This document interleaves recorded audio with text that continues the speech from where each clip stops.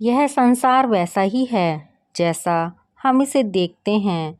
यह हम पर निर्भर है कि हम इसे किस रूप में लेते हैं। एक बार एक साधु एक नगर में पहली बार आए। वे शाम को घूमने निकल पड़े। देखा एक जगह पर एक भव्य मंदिर का निर्माण हो रहा है। सैकड़ों मजदूर उसमें लगे हुए हैं। वे एक मजदूर के पास गए और बोले, भाई क्या कर रहे हो? आवाज़ सुनकर मजदूर ने सिर उठाया और खींचकर जवाब दिया, क्या आपको दिखाई नहीं देता? आप अंधे हैं क्या? पत्थर तोड़ रहा हूँ, इसमें पूछने की क्या बात है? साधु ने एक और मजदूर से यही सवाल पूछा।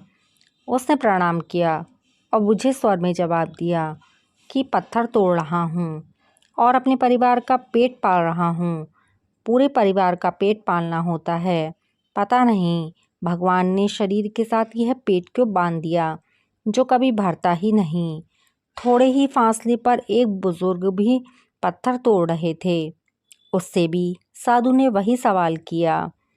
वह मजदूर प्रणाम करते हुए अत्यंत उल्लास और आनंद के स्वरों में बोले, महात्मा जी, लगता है मेरी ढलती उम्र में पुण्य प्रभात का उदय हुआ है। मजदूरी तो उम्र भर की। नेताओं के बंगले बनाए, सेठों की कोठियां बनाई, कई महल खड़े किए, लेकिन इस बार मेरे जैसे अज्ञे व्यक्ति के हाथों से भगवान का मंदिर बन रहा है। साधु के मन में विचार मंथन होने लगा। बाहर से सारे एक ही भूमिका में हैं, जबकि भीतर से एक दूसरे के बिल्कुल विपरीत भूमिका पर खड़े हैं। तीनों ही पत्थर तोड़ रहे हैं, लेकिन भीतर से एक गुस्से और खींच से भरा हुआ है, दूसरा विवशता और मजबूरी से लदा हुआ है, लेकिन तीसरा खुशियों के साथ जी रहा है। लेकिन सवाल इन मजदूरों का नहीं, हमारा भी है। इस जीवन के रूप में हमें भी एक मंदिर मिला है बनाने के लिए। इस मंदिर को हमें खुद बनाना है। मंदिर के निर्माण के लिए हम में से किसी को 50 वर्ष का समय मिला है, किसी को 60 वर्ष का, किसी को 70 और किसी को 80 वर्ष का।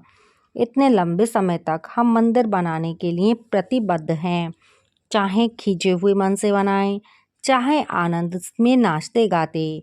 मंदिर निर्माण में बाहर से सबको एक समान रूप से पत्थरों को ढोना है। बाहर से हम उन मजदूरों की तरह ही एक ही भूमिका पर खड़े हैं। अब टटोलना है अपने को भीतर से कि हम में से कौन किस भूमिका पर खड़ा है। फर्क भीतर में ही आने वाला है, बाहर में नहीं। फर्क हमारी दृष्टि में ही आएगा। यह जीवन वैसा ही बनता है जैसा हम इसे जीते हैं। यह जगत वैसा ही है जैसा हम इसे देखते हैं।